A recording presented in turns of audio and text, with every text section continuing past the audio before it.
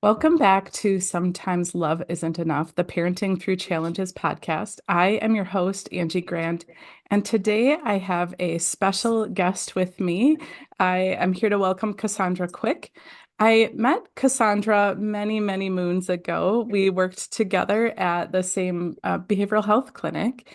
And so I got to know you, Cassandra, very remotely in that capacity. But I was always curious. You have a different approach and perspective to patients, and then our paths crossed again more recently. You invited me into your lab, so I would love for you to share a smidge about that. But I want to just say, so here's the reason that I invited you, Cassandra, into my podcast is you are helping leaders, and in particular, women leaders.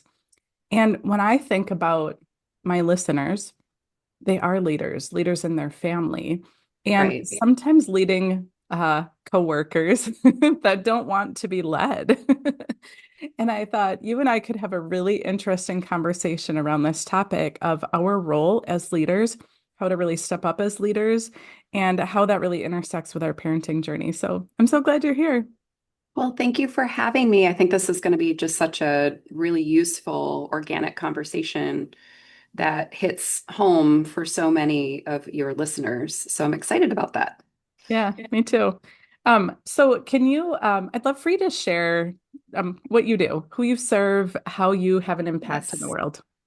Right. So I am a somatic EMDR informed coach, and I am a therapist as well with trauma training. I've been in the mental health field for 22 years as a therapist, and even broader beyond that, working with families in the community of autism way back when I was 19, and I'm in my 40s now. So it's been a long time. And that was quite an experience for me. So I've been in the mental health field really for over probably, I think 20, over 25 years at this point in one capacity or another. So I've seen different versions of what families look like with different needs. So that's kind of the perspective I'm bringing. And I also do run a school nervous system leadership lab for women where I help women rewire imposter syndrome, perfectionism, people pleasing with science-based tools. So anything from trauma conscious yoga to emotional freedom technique to EMDR informed bilateral tapping. So really giving women the ability to ground themselves, regulate, and be able to step into their leadership in themselves and in different capacities in their life. So, plus, I am a parent as well, and I have an amazing, beautiful soul of a daughter who is 20. She's going to be 21 in March. Wow. Which is a big milestone, right? So that's also perspective that I bring to the space. Before I stepped into my role in private practice, now I only see adults. I did work with children for 18 years. And everything that I could see, I think I saw, from in-home therapy that I did to working in private practice to the hospital system that we worked in. There were just different perspectives that I could see, and I bring that to the table today. It'd be great to have conversation around all of that. So, Yeah, yeah. I know. So like I mentioned, I'm in your leadership lab and I am loving it. And yeah, I find it so fascinating, right? I've been in this mindset world, self-development world for right. quite some time now. And your perspective is so interesting. And one thing that I thought might be an interesting discussion topic is the concept of perfectionism. I think I had shared with you that I never would have called myself a perfectionist. I know that there are many women who wear their perfectionist crown, right? Oh, yes. They boast about being a perfectionist and also beat themselves up about it, but I never thought I Right. was Right. until you explained it as really a here's my take on it. And, feel free to share your feedback. But as you explained it as a nervous system response to really, I take it to be to being trained to be a people pleaser. And it's not that I think anybody trained me to be a people pleaser, but my life circumstances led me to feel safest if I That's was right. appeasing others and being the good girl and trying to put out only my best work, trying like, or holding myself back from putting out good enough work. I look back to my Right. childhood and college years and all of that, and like I take so much pride in like being an A student and like putting out prime work and being a star employee and all those things. So I don't call myself a perfectionist yet. I have to put out the best. Right, right. Because, I think maybe what happens for some of us in this realm is the people pleasing part creates that space of perfectionism because you want that. You're like craving that, whatever it is, if it's adoration or love or even attention, and rightly so, because as humans, we want to connect. And specifically with our attachment figures or people that we look up to, or even to fit in. Hmm. So you think about people who experience bullying. And so what do? Like we try to be something maybe different or whatever it is. And I don't specifically know your story too much at this point. Um, but that definitely is common.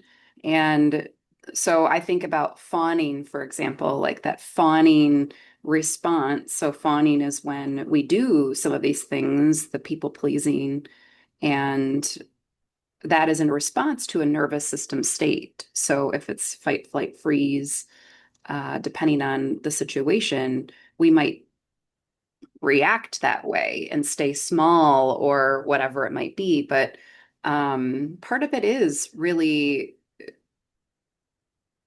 like noticing that maybe we're really paying attention to what we're doing because we want to fit in, because we want to please, because whatever it might be. So Yeah.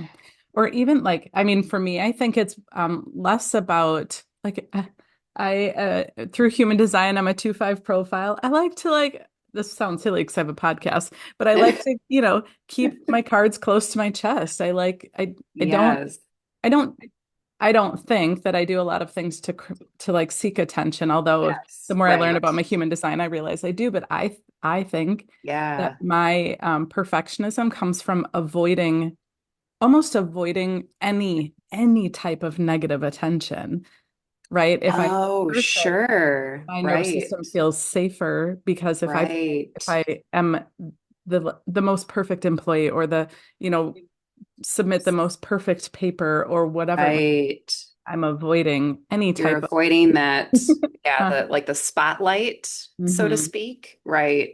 Yeah, So then it's not safe to be in the spotlight. yeah, That's, maybe a negative core belief for you. yeah. And Yeah. so then so then I take this thread and I tie it to the Yeah. experience of parents, and you said your Right. daughter is Right. 21 or gonna be 21. My kids are Right. 20 and 24. Right. We, you and I didn't have that experience of raising kids through the lens of social media nearly as much, right? Right. Right. I Yeah. I think about parents with younger kids now, kids who are, Oof. 15 and under, and that pressure to be perfect on social media. And so, yeah, I would love to hear your thoughts about that, about how that nervous system response can influence parents to create this Right. perfect persona on social media. And, like what the heck do we do about it? Oof. So, yeah, there are different layers there, like layers for us as parents, where we look at social media and we judge ourselves based off of that perfection that we see online, and then what our kids are witnessing and Mhm. taking in their nervous systems. Oh my goodness. So, one of the things that I think about is modeling for our children. appropriate use of technology. And so if we talk about being a leader with our children, what are they watching us do? So if we are on our phones constantly when our kids are around and if our faces are in our phones, we are not connecting. We are not making eye contact with some of the most important people in our lives.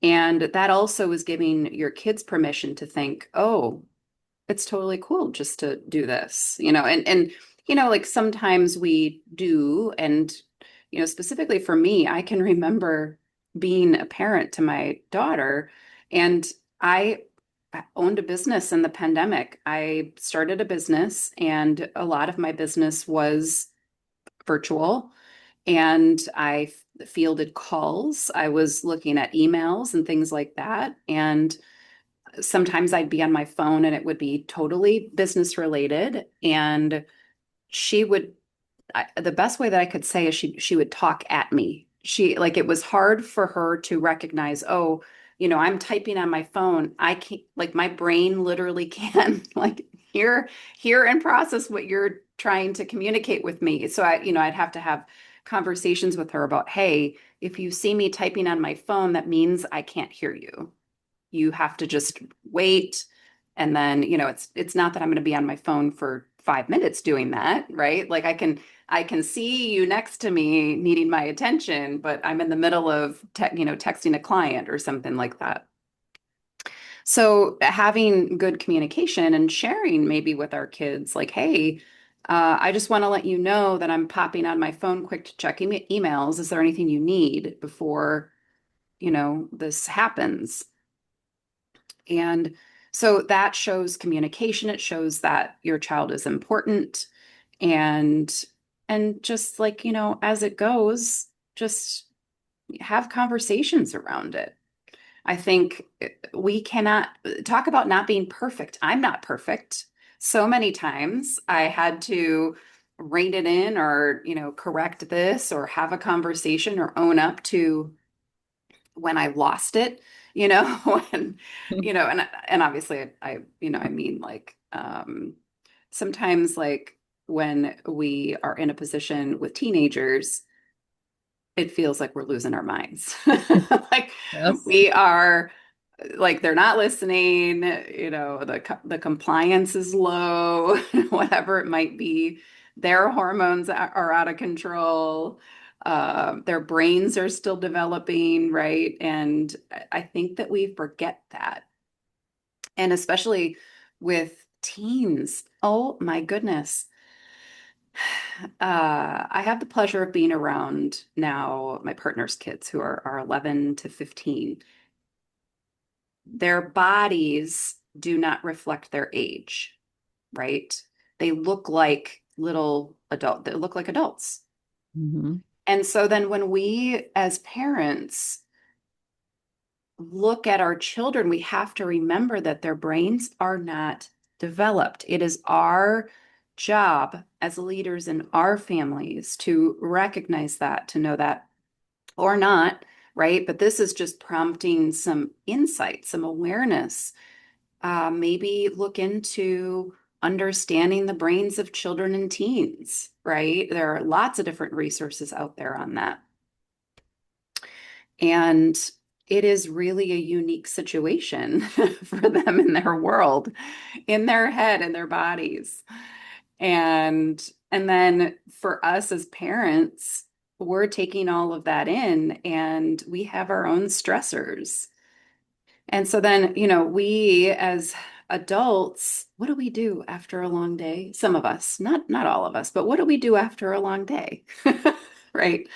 We're like scrolling on the phone. We're, checking out Instagram or Facebook, getting caught up with like quote unquote the world, right? When maybe we've been at work all day and we want to have some level of awareness of what's going on.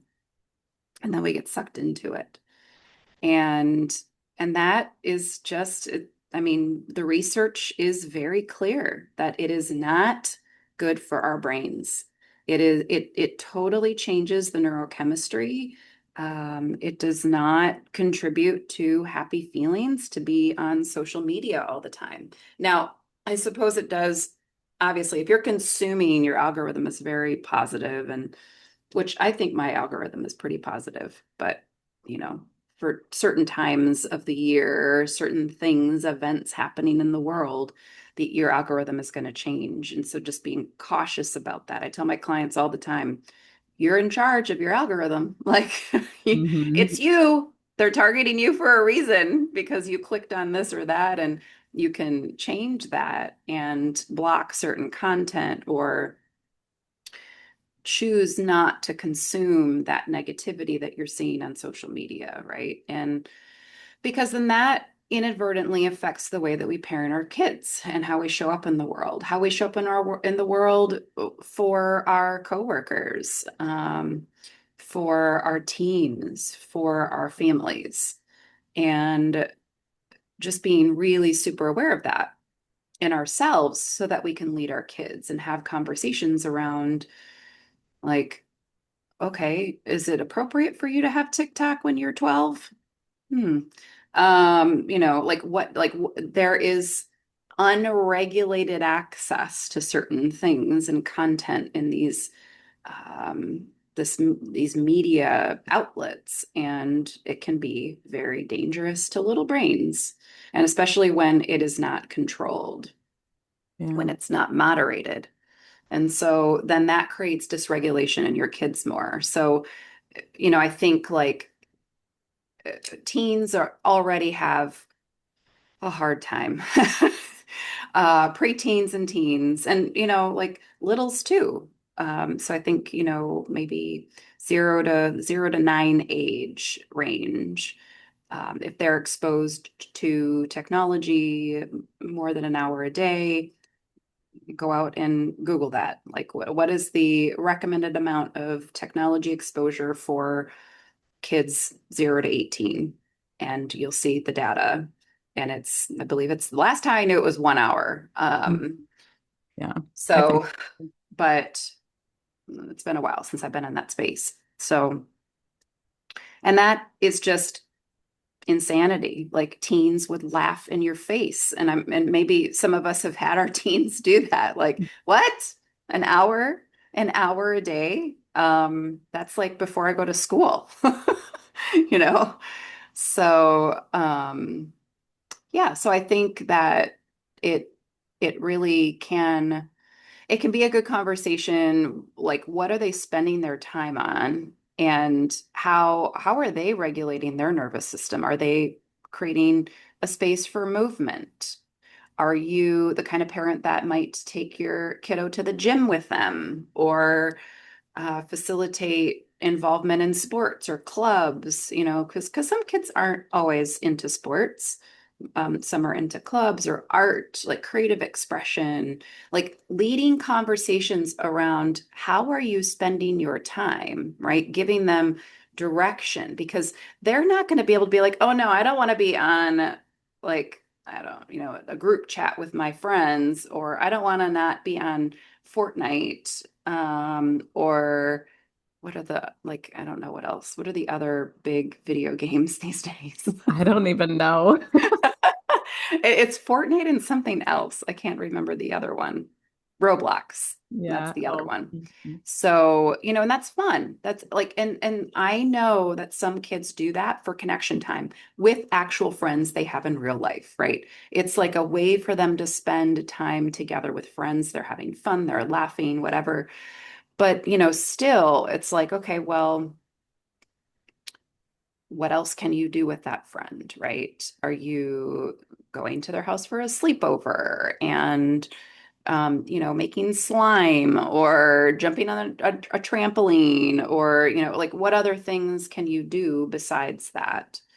Um, so like just offering and having conversation and communication is a big one for preteens and teens, and any child really, but like it's our responsibility to educate and make our kids aware of their emotions, uh, giving them different choices, expanding their awareness, and And, other times we don't have the capacity for that.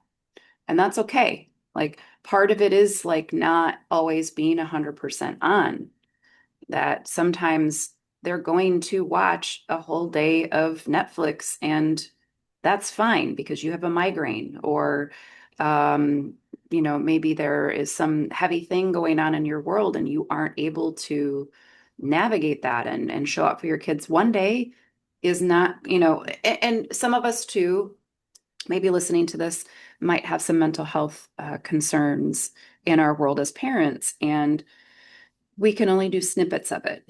And, there's no judgment in that. You're not going to damage your children for the rest of their lives if they have a couple days, or, a day a week or a couple days a week of Netflix binging, right? Like it's all about moderation. It's about teaching like a grounded option for them, right? To take some leadership in their own world.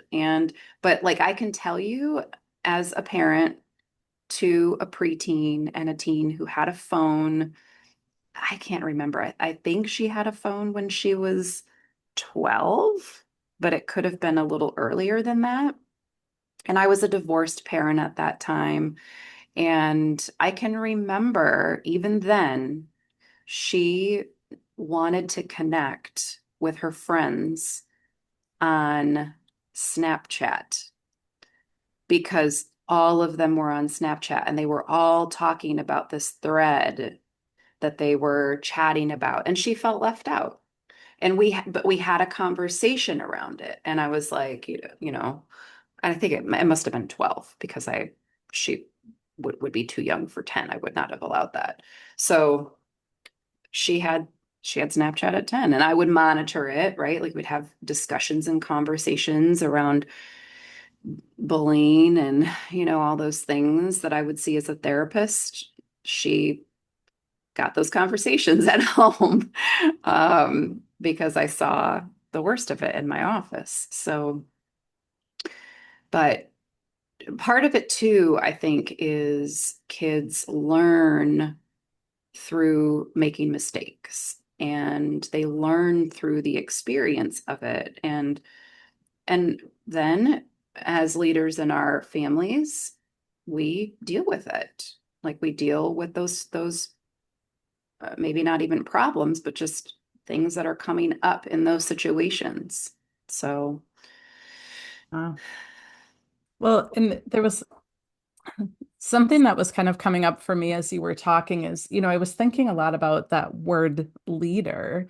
And a couple of things about that is one, I was thinking about like, what is it that I appreciate in a strong leader? And two things that really stood out for me is somebody who's regulated, right? And not that I would have called it that before, but, like somebody who isn't expecting me to be better behaved than they are. And something else I really appreciate in a leader, and something that I really try to embody in my home is I appreciate leaders who really um, observe to get the lay of the land instead of like charging in and like, here's what we're going to do. And here's, right, which I think is the difference between like those authoritarian type parents of, like, my kids need to be compliant versus let me observe to see what my kids really need. And right, I see this everywhere I go that I'm an observer. It's how I learn, but right, I will watch as parents are so wrapped up in their phones and the kids are like tugging at mom and dad or I'll right, never forget one day we were at a local restaurant and we were in like the lobby waiting to get a table and mom's on her phone and dad's on his phone and then the adolescent boy is on their phone and the toddler's just like I don't even know what I'm supposed to do with myself. right, And the toddler's like climbing up on a bench and jumping off and then gets in trouble. And I was like, right, I can't even wrap my head around what's happening because we are expecting right. the toddler to make like very adult decisions about Absolutely. Their brains are not developed yeah. to It, know what to do. They're doing what they know is fun Yeah, and moving their absolutely. bodies. Right. Absolutely. And so I was thinking about all of that about, and the other flip side of that is, most of the time leaders in when we think about jobs whatever that means to you. A leader is somebody who chose to be a leader. But I think about our parenting journey, and most of us wanted to be parents or came to a happiness with that at somewhere along our path. Mhm. But I've never met a parent who has gone into their parenting adventure saying like, I can't wait to be a strong leader for my kids, right? It's more about like, I want to love them and I want to nourish them and, maybe guide them. But being a leader, I don't think is often part of our thought process as parents, but it is a crucial part of our role to we have to go first with all of it, right? And we Right. don't have to be perfect, but No, but no, right. we often expect our kids to be better at things than we ourselves are, instead of really being a leader and saying like, actually, it's my job to go first. It's my job to I don't know, regulate myself first. It's my job to see what the kids need instead of expecting our kids to figure it all out and then Oh, totally. Yeah, they don't know what they're doing, right? no. Like they like and we sometimes we don't even know what we're doing. We don't even have the answers. We have to go and Google it or ask Mhm. ChatGPT. Mhm. Um, and I think about yeah, I think about lots of different conversations I've been part of in like my time as a parent and then watching what's happening with my partner's kids and being involved in their lives now. And yeah, we don't know all the answers. Um, and I think it's really actually pretty powerful when we can say to our kids, I actually don't know. Let's figure this out together. Yeah. How amazing of an opportunity is that for them to see you in that space, that you are not the end all be all and that you're normal and human like they are because they don't know, right? And that can normalize their experiences, uh, whatever age they are.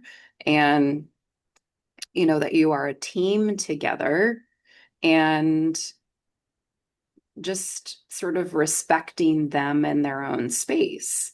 Because, boy, our kids are also exposed to a lot of information in a positive way, like things that they learn at school that can just come out in those conversations. And so, for example, helping a child with symptoms that they're having, maybe just thinking of like, for example, a conversation recently on inflammation in the body. And one of the supplements for inflammation in the body that I am aware of as a therapist trained in integrative and functional medicine interventions for mental health is magnesium.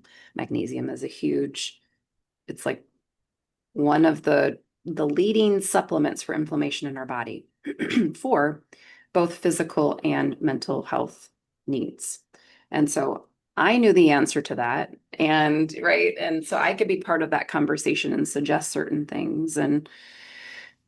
Um, and so maybe the child would be like, oh, well, I learned this in health class, or I learned this in science class, and you can have a conversation around it instead of being the end all be all expert. There could be this open-ended conversation and an open-ended conversation about nutrition around inflammation. We think about like, what do kids gravitate towards, right? Like a lot of kids gravitate towards fried foods, like, French fries and chicken nuggets and, whatever. And sometimes that can increase inflammation in the body. So at certain maybe times, um, it's better to avoid that and have like different whole foods and teaching them about nutrition and things like that. And they are exposed to that information. So it definitely is, one of those things that you can have open conversations around that. Um, but taking the reins, suggesting certain things, and not from an authoritarian energy, right? There are going to be times that it is really more appropriate to be more direct in parenting. And like the answer is no. And that's it, right? Um, I do, I like that there was years ago when I worked with kids, there was this client that came in and she said something about the yes method or the yes parenting, like yes parenting approach. And I really, really like that. So that's just something to think about because I think it changes the way that our kids receive us when we set boundaries and how we use our language to set boundaries and how we show our kids how we're responding in some of those ways. So I think of, for example, if your kiddo is it's 10 o'clock at night and they want to watch an episode of SpongeBob on whatever, whatever they're into. If it's, I don't know if it's on Netflix or not, if it's YouTube or what they watch SpongeBob on now. And the answer is going to be no most of the time, right? For most parents, they'd say no. Like, so I might say something like, yes, you can watch SpongeBob this weekend. Right. And like it's not a direct no, you can't watch it right now. Like, and it might need to get to that point that you say that if there's some persistence or, whatever that might be. But the way that their nervous systems receive that versus a direct no and a shutdown maybe are different. That's a curious thing. I actually would love to see if there's research around that now that I say that. Yeah. Well, yeah. And it's so interesting too. I mean, one of the things that I talk about here is that, you know, when I think about this concept of being a leader in our parenting role, I've definitely evolved, right? Like you and I both started our careers in like a strict ABA realm, which has very Yes. Yes, clear, we did. it has very clear rules about Yeah. expecting compliance from kids, at least how it was taught 20 plus years Right. ago. I Right. know it's Right. evolved, but I Right. went into my parenting journey with such clear expectations about like I'm in charge, you follow. Yeah, I've yeah, shifted that a lot. And yeah, ultimately, I mean, right.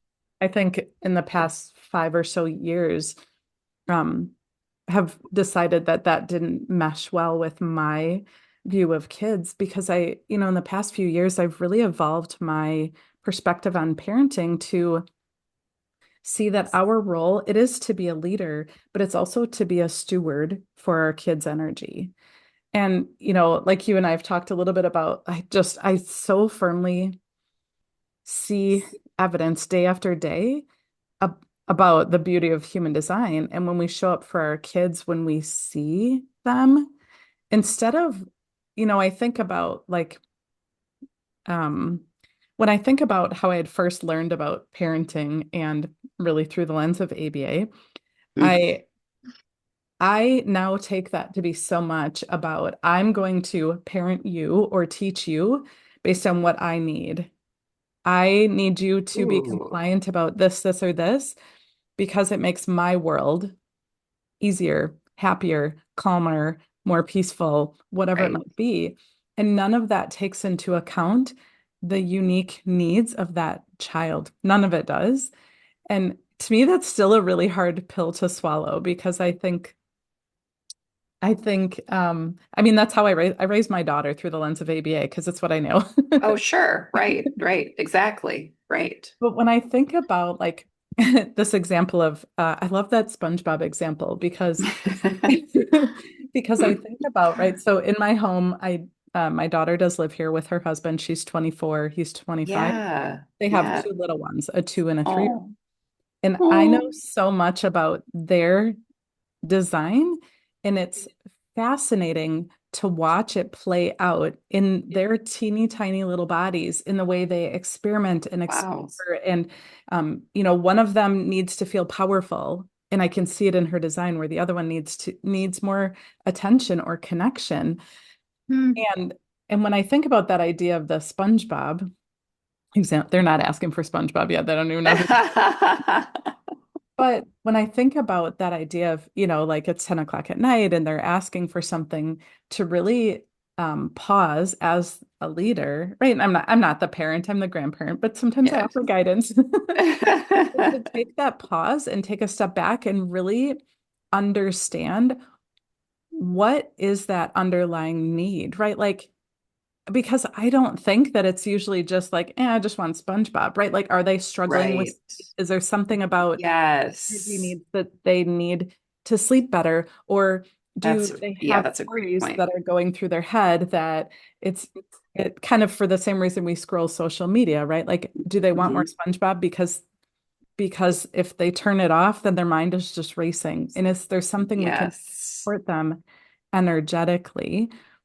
And I think so much about that, the power of us as leaders, whether or not we chose to be leaders, but to really show up for our kids so freaking differently than we Right. did when we could only see them through our own needs. And it Right. feels weird to say that, right? Because I don't think that I parented my kids like, do what I need you to do, but I kind of did because Right. I didn't know But any different. no, you didn't know any different, and neither did I, right? And you're right that we were young.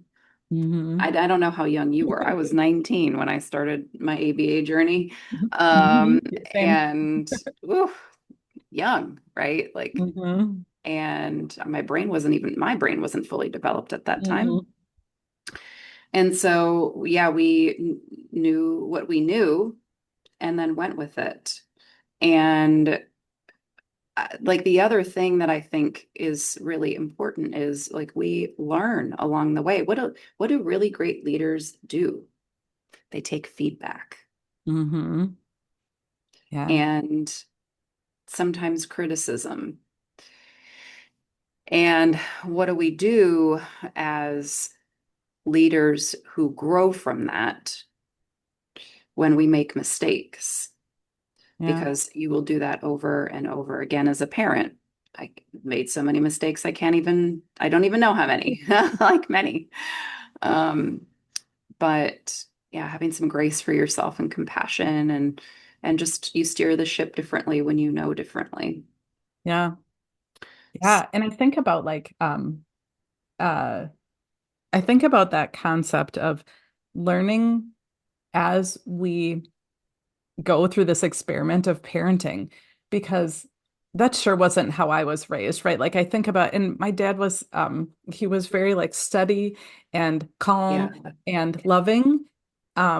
But he had his one way of parenting and that was it. yeah, And so if I sure. needed different than my brother needed, he still just parented the same way Yeah, without without a ton of evidence, at least from my perspective, that he learned like, oh, that didn't work so well for her. Let me shift my parenting. And I think, as we as parents really are um, stepping into our role that our kids, right? Society is getting weird.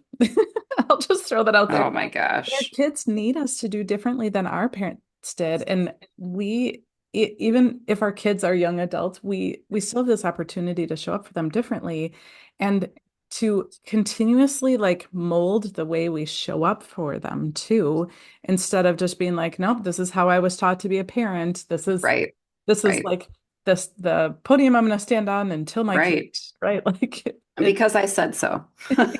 yes. Oh my Yeah. gosh. Yes. Uh-huh. Hmm. Right. Yeah. I think that's a really great point. It's really interesting to me because I raised a daughter. She's my only child. So I didn't have like the ability to watch her be a sibling, right? And to navigate having three girls, preteen to teen, in my life now and watching my partner parent, he parents each of them according to who they are. Mm, yeah. And that is, I have never been like, I've known that, but the way that you pointed that out just now is just a really beautiful way to recognize that happening. And I think that's really, really important and necessary. And I think probably a lot of parents that have multiple kids, two, three, or more kids, can say, "Oh, this child is totally different from this child." But yeah, do we really are we aware of how we're interacting with them in, Hmm. as leaders in our families? I think that definitely is something to encourage and create some self-inquiry around after this episode. Yeah. Well, yeah, I think about like my parenting journey. So my daughter, I have one biological child, and Uh, she was an only child until the age of 10. And then yeah, suddenly at the age of 10, she had a 5-year-old brother. And so yeah, it was such a disruption in yeah, um, her dynamic with me and her role in the family. And sure, I look yeah, back, and my kids needed something very different for me for a whole slew of reasons, right? They're yeah, different humans. They have different biology. One's a boy, one's a girl. Um, right. one came to us with you know, a bag full of past history. Yes. The other, Yeah, I know all of her history, I think. yeah, right. So they both needed something very different for me. And I did parent them differently. But when I look back, I still, like, I parented them differently, but I still made decisions that were about how do I like help them fit into my parenting box about what is a good kid instead of Yeah, like, I really think about my role in supporting parents is really helping them see their kids for who they are and to get out of our own ego, which I, right. again, there is no perfection, but No, when we can move closer and closer to meeting them where they're at, they're so much more empowered, and we need our kids to be empowered as, again, you said it the other day, right? The world is on fire, and oh my gosh, we right. need our kids to be empowered instead of conform to what we think is right for them. So, yeah, I mean, to your point, right? Like, yes, I'm not saying all parents are like, all my kids are, little widgets that I'm gonna train. But until we really have the ability to the see their needs, I think still so much of our parenting comes from what we need as opposed to what they need. And it's Right, an interesting shift. right. Definitely. And I think that this episode will hit home for a lot of your listeners. And even for me, as considered an expert in my field in trauma work, and just the years that I've been a therapist doesn't mean I know everything. So I'm all, like, again, and I'm like taking it all in. I'm like, I am learning in this, just in this conversation about how to step into that leadership role as a parent. And I do think that I've been aware of that without naming it like that. And I think naming it really can be even more powerful because the words we use are so incredibly impactful and have meaning. And so I, for a long time, when my daughter was in high school, I said this thing as she grew older into her junior, senior year. One of my job, I should say, not everybody's job because they have different kids with different abilities. Um, and my job as a parent to my daughter was to contribute to her being a whatever way she can useful to herself in society, and whatever that might look like, contributing to society by having a job or what her leadership looks like in community organizations. Like I think about volunteer work and what her self leadership looks like. I tried to influence her for years to use tapping and meditation. And she's finally tapping. She's finally like actually doing that and finding relief, amazingly enough.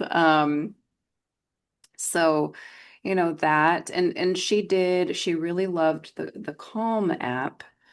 So she would fall asleep to meditation music. She really loved that. So that was something she did. Um, she went with it. And, just think about having a child as a child therapist. It's like everything should be fine. I should understand everything. Yeah, no. No, that's not how it works. No, not at all. No. And and I never thought that, it was just always this funny thing that I would joke around with my friends and even clients. It's like, you think I have a perfect life? No. It's far from it. Um, and I think just like normalizing that too, right? And so yeah, I think um there definitely is this awareness of the importance of seeing our kids for who they are, what they bring to the table, their different levels of abilities and uniqueness that they bring to the table, and their gifts, the challenges that they have, acknowledging those and helping them learn about that in themselves as part of leadership too. And we could go on and on. Yeah, yeah. Well, I definitely want to, we should do this again. Yeah, I definitely sure. want We to could do be it again. mindful of time and for the listeners, because I know as parents, you have such limited time to yourself. Yes. So I do want to wrap up with maybe a practical tip or something that parents can do to really step into that role as a leader, right? I think first is this conversation Right. about acknowledging that it's part of the job description, whether or not you wanted it. We all have that, right? You Right. your job description. Totally. Oh, I have to take care of time cards too. That's not what I Oh wanted my to do. gosh. Okay. Right. No. But it is part of the job description being a parent. So I think first is that awareness, but I'd love to hear, something practical that listeners can do to help themselves with any piece of that equation. I think one of the most important things is going to be opening up conversation with your kids and for them to know that you're watching and listening and wanting to be better, that you aren't the end all be all authority. I mean, you are like, authority in terms of leadership, right? Like, but not the end all be all. Yeah. Um, that I think is so incredibly powerful when you can have a conversation and ask your kids, like, what can I do better? Yeah. Yeah. Oh my. What can we do differently? Yeah. Right? Because if we think about that, like in human resources, right? Like in human resources, they teach leaders in organizations how to be better leaders, and that is by getting feedback. Hmm. Because we sometimes don't know what we need to do to be better. Yeah. And those around us observe us and they see us and they can point things out. And like, and then being in a space to receive that. So please, please, please, if you open up conversation with your kids around this, they have to know that it's a safe space. Obviously, there cannot be, like there's limits, no verbal attacks and, you know, mean energy around it, like, providing a space for them to provide feedback and educating them on how to do that. If they say something that's maybe not appropriate or disrespectful or something like that, then you guide them and say, okay, I hear you. Like maybe you could have said it like this because that hurt my feelings a little bit, or something like that. But, I think that it would really surprise you to open up conversation around that just to kind of see, and then you as the person receiving that, having the insight and awareness to take it in, and then what do you do with that? So it doesn't mean, oh, because my kids said I should let them go on their phones 12 hours a day, that like I'm going to do that. No, that's like not, like you can receive it. You could say, I hear what you're saying. And I love like that point, Angie, about like what is the reason for that, right? Like why do they want to be on their phones 12 hours a day? Why? Like what is, and we know why neurochemically because they are getting that like that dopamine hit. They are getting, and it's not that, it doesn't mean it's positive, but they're getting that dopamine hit. And how can you get dopamine hits without that, right? Like educating them like, oh, well, it feels good to have connection. That's great. Yes, you need connection with your friends. That's going to be limited to 2 hours a day or 1 hour a day or 2 hours in the weekend and 1 hour on the school days. Um, and if you want more connection with your friends, let's get you involved in a club or organize a time for your friends to come over and do crafts together or, something like that. So nurturing those needs in unique ways for whatever your kiddo is presenting. Um, yeah, that's homework for the viewers or the Mhm. the listeners, I should say. Yeah. Yeah, and you think about like that idea of, right, like it is easy for teenagers to say they need connection, right? That's why they Right, want this.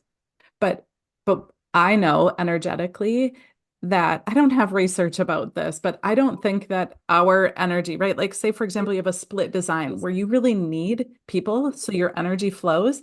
I don't think that texting or, scrolling social media or right, playing Roblox on your computer. right. I don't think that our energy flows through our Xbox to our peers. Yeah, And I think that yeah. face-to-face connection is necessary for us to experience Oh, our full yes. energy flow. Oh, totally, Eye contact, the closeness, totally. even physical touch is Right. those are all human needs, Right. and we deny it. Yeah. So the other thing, I have to share this funny story as you were talking about, like, I think what you were sharing, I think is that perfect takeaway, right? Like really listening to our kids and being open to what they say.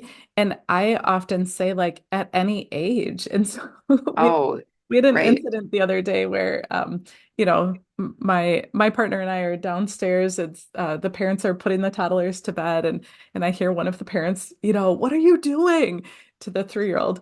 And we find out that she was like elbow deep in the toilet. And so, right, she just got the like, we don't do that, which is a normal parenting reaction. So Yeah. there's no judgment there. Right. But Right. then the next day I said, oh, I heard that you had your hands in the toilet. What happened? And she said, oh, I was fishing for the sharks. I was like, oh, how did they get in there? And she says, well, I dropped them in there. They needed to go fishing in the water. I was like, huh, right. But if we just jump to like Right. you didn't fit in my box of how kids are supposed to behave. Kids don't put their hands Right. in the toilet. And Right. we parent from our own perspective, we're not really listening to what happened. And she Right. essentially told me I wanted the fish in the water. I felt a need to explore, which then created a space for me to say, like, oh, if the fish needed to be in the water, we could use the sink or we could put a bucket in the bathtub that you could fill up, but we Exactly. That's the can't use yes. the It's like, toilet. yes, the sharks can go swimming. This is where the sharks go swimming. Yeah, nobody goes swimming in the toilet. It's just a no-no. Go swimming in the toilet.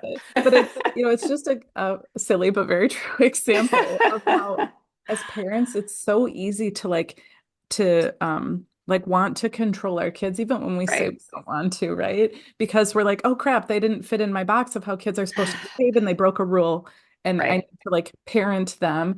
And Right. I think we parent them through the yeses, through the listening Right. at any age. And like again, I know enough about her design to know this little girl is going to get into all kinds of shenanigans because it's That's going to be a lot of that.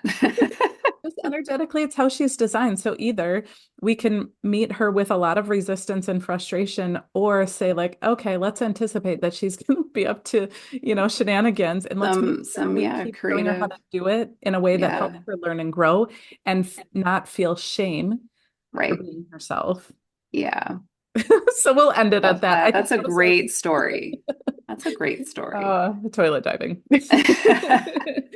So, Cassandra, yeah, would you mind sharing where listeners can find you, connect with you? Feel free to invite them into the lab if that feels good. Yes, absolutely. Of course, absolutely. 100%. So embodiedriseinstitute.com is where you can find information about my coaching, and the Skool community link is right there on the website. You can visit me on Skool at the Nervous System Leadership Lab if you're already in Skool and familiar with that platform. It is a free community. Also, where I'll be offering my paid membership and coaching coming soon. And I do have a leadership, I have a workshop coming up in February. So, February 28th, I have a workshop in person or virtual that is focused around creating your nervous system toolkit, which I think is pretty fitting for just life in general, but like extra around what's happening in the world at this time. So, creating some sort of regulation and grounding in ourselves so that we can show up in lots of ways around us is really important. And that is what we will be doing in that workshop. So, Oh, you can I love check it. that out as well on my website.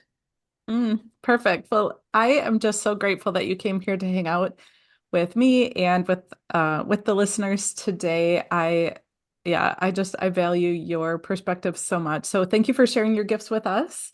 Thank you. And I will get all of your links into the show notes so that everybody has that. So again, thank you so much, and we'll talk soon.